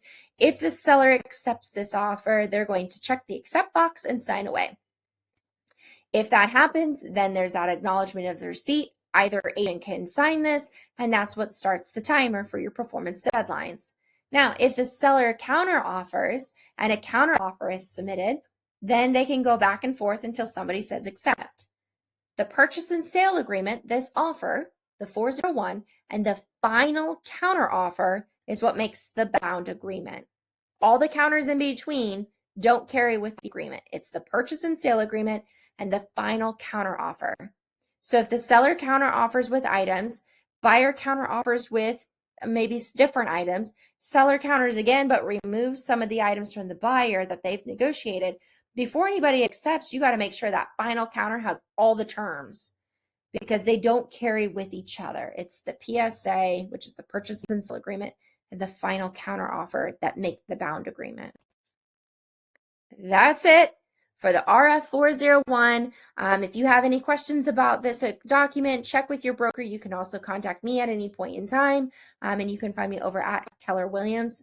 Thank you for following me along on this journey, and I hope this was super helpful walking you through the RF401 Purchase and Sale Agreement for existing properties here in Tennessee. See you next time.